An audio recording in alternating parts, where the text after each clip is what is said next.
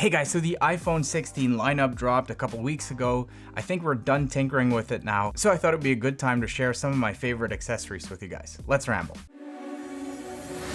Hold up, place go wild when I pull up. They all on me like it wants.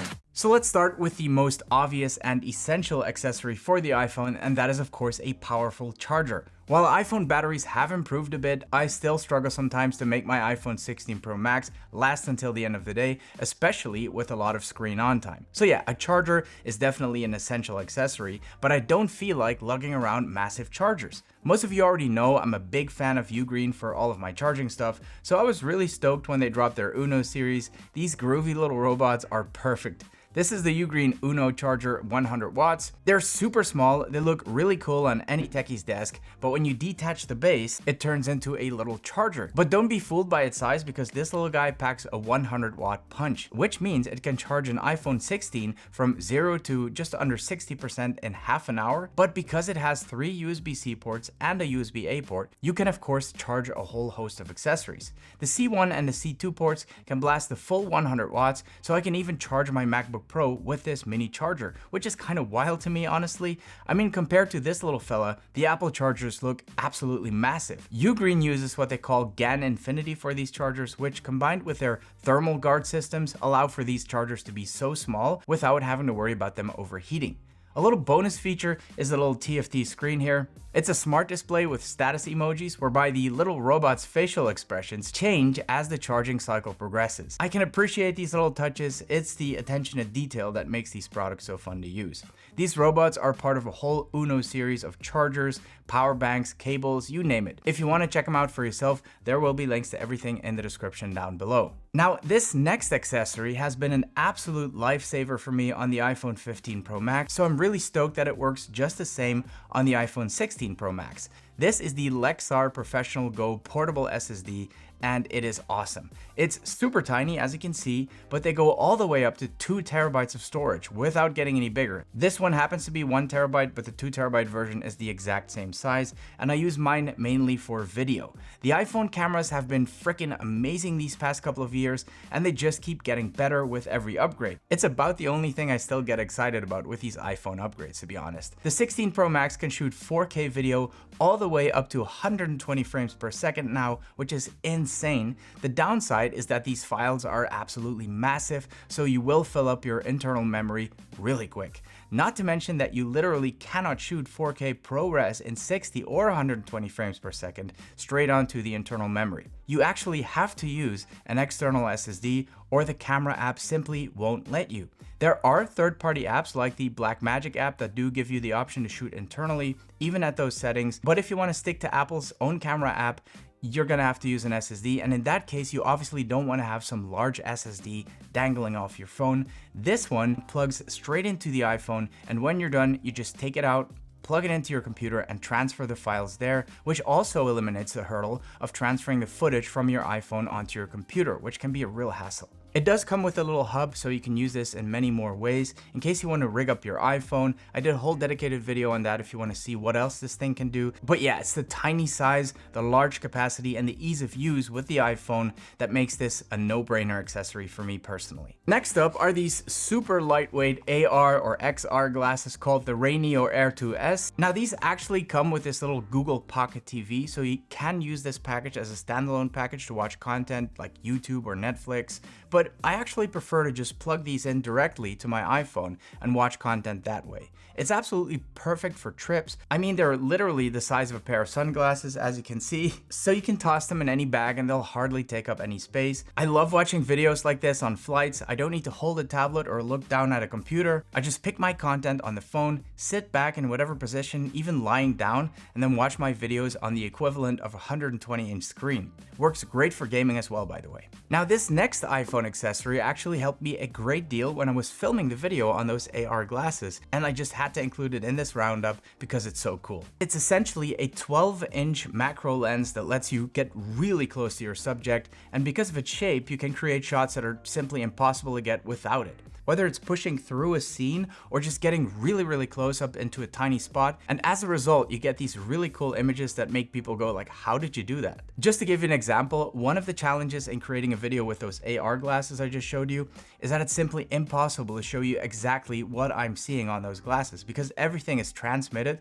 through these two tiny OLED screens directly onto your eyes. So for a lot of the video, I just had to edit the content I was watching to make it look like it was hovering in front of me, purely to give you an idea of what it looks like when you're watching content on these glasses. But there were times that I wanted to show the actual menu system inside the glasses, and that's where this probe lens did what no other lens could do. I even tried action cameras, but none of them were small enough or get close enough to the mini OLED panels to film what was inside. The probe lens could get all the way in there, and it can get so close that you can clearly see what's going on inside the glasses. Such a useful little accessory, and if you're interested in videography, I can highly recommend these. Next up are the brand new AirPods 4 with ANC. I reviewed these last week and I have to say I really like them, especially for the price. These come in at $179 and they have almost all the same features as the AirPods Pro 2.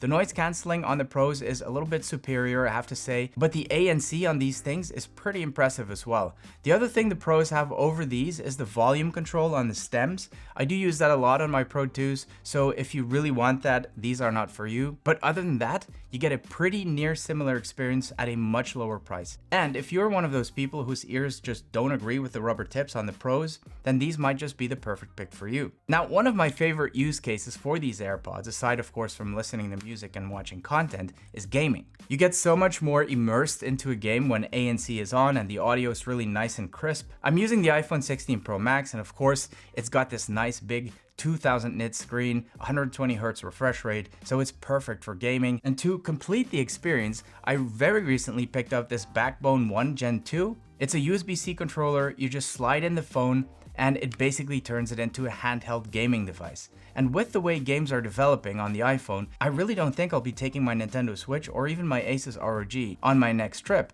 I always try to travel as light as possible. I don't like to check any bags if I don't have to. They get lost all the time. This thing has such a small footprint, it'll hardly take up any space in my carry-on. So yeah, instead of a dedicated gaming system, I'll probably just start taking this and using my phone instead. Right. Cases. These iPhones are not cheap, and as much as I love admiring the design, I'm not the type of guy that babies the phones, so I really need to slap on a case as soon as I get it, or accidents will happen. So there's a couple of options I like to alternate between.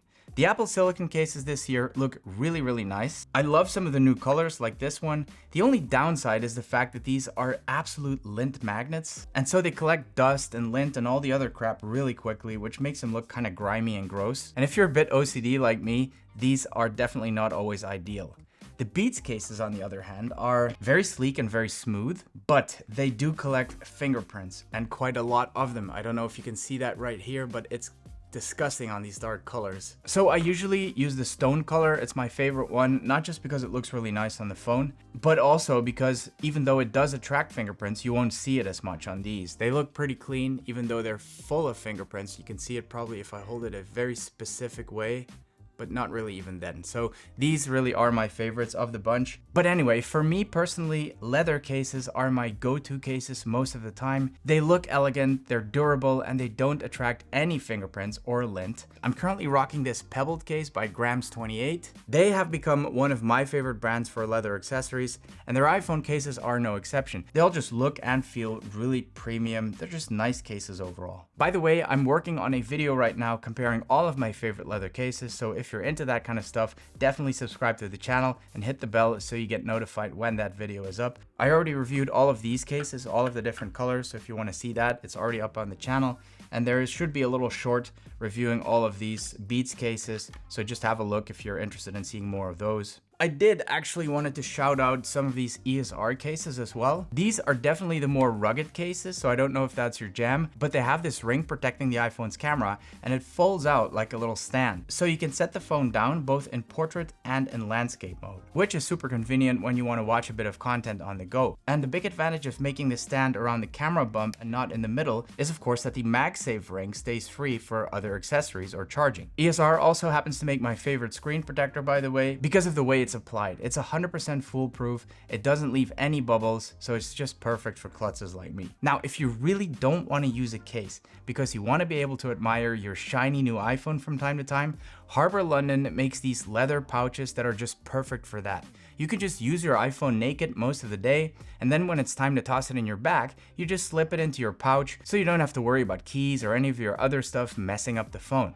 Alright, this last accessory is a bit of a stretch as an iPhone accessory, but since the iPhone is my primary way of controlling it, I just had to throw it in here. This is the new DJI Neo, and this thing is so incredibly easy to use and useful, especially if you're a content creator.